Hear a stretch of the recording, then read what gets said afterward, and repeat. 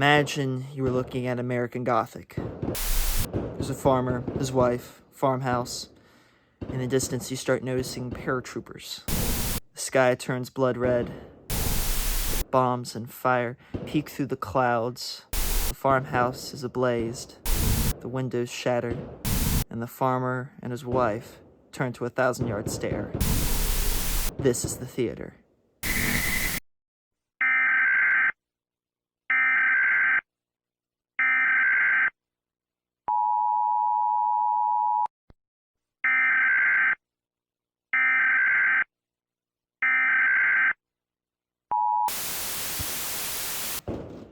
My name is Gabriel T. Markham. Me and my team are... we make some fun Right now, we're making a little project called The Theater.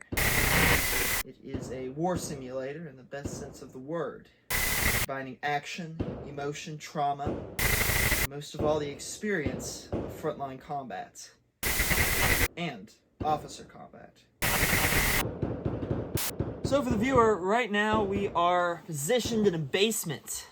Upstairs is a mom and pop store taken over by info soldiers. That is the international fascists, what was formerly the Nazis. Right now, the Tsars are also pushing in, trying to defeat the info. They were what formerly was the Soviet Union. For the past 70 years, World War III has been going on. No nukes, no peace either.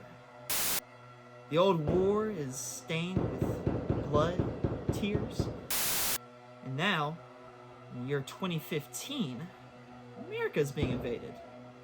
I am a civilian, and you, the player, are a forced soldier. This is an inversion of what you know about fighting games. Typically, there is a sense of patriotism and heroism in your FPS campaigns. You know your character, a young American protagonist, sent out into exotic locations to kill terrorists and Russians.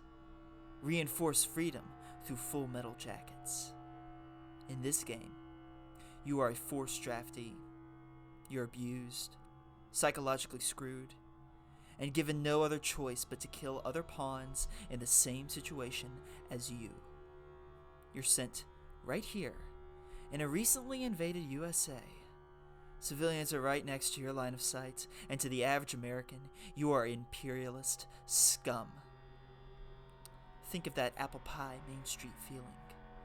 Everything's a small business, and barbecues are held each weekend. Now drench that in petrol and set it on fire. Machine gun nests line the local courthouse. Libraries are bombed, raided, and crumble to ash. The local mom-and-pop bakery is crushed under the treads of a war tank. Americana turned into a hellscape, and in the middle of it are our players, struggling to keep their sanity and survive. So we're taking two genres, FPS gameplay and the RTS gameplay. For those of you who don't know what RTS stands for, think of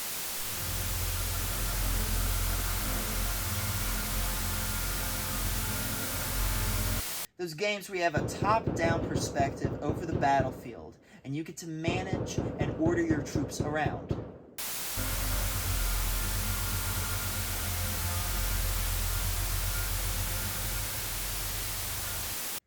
This is the theater. Officers commanding and controlling the battlefield, ordering troops to do as they say, thus simulating actual warfare. You see this combination?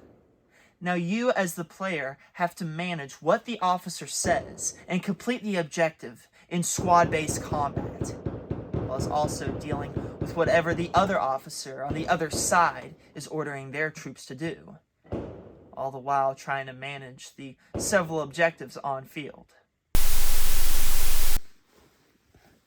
So what's it going to look like? Well, we are in the lowest stages of production, so we don't have a finalized look yet. However, our low team of college students with a budget of 0 means that we have to be efficient in our game design. We're going to take a low poly aesthetic inspired by Halo Combat Evolved, Half-Life, and Metal Gear Solid to make a more grounded, gritty experience on the cheap. And besides, it fits the aesthetic we'll be approaching. And it looks badass. So I've used this term war simulator a few times, not a first-person shooter or a tactical shooter. Now I say this because we're not just replicating a fun shooter game. No, this is meant to be visceral. This is meant to capture a war experience.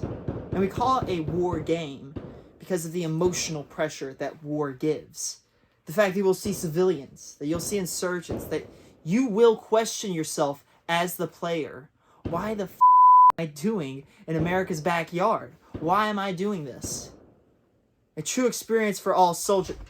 Get on the floor! Hey, let's get out! No, it's just a sec. Come on. Shit!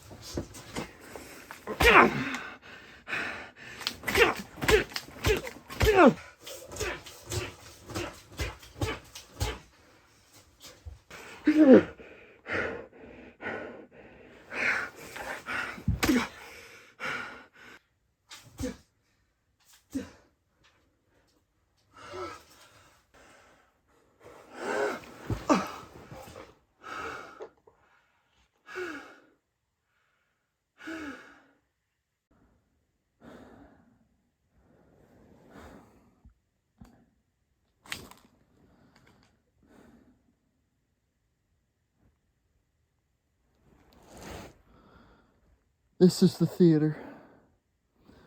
This is war. This is violence. This is what we seek to deliver.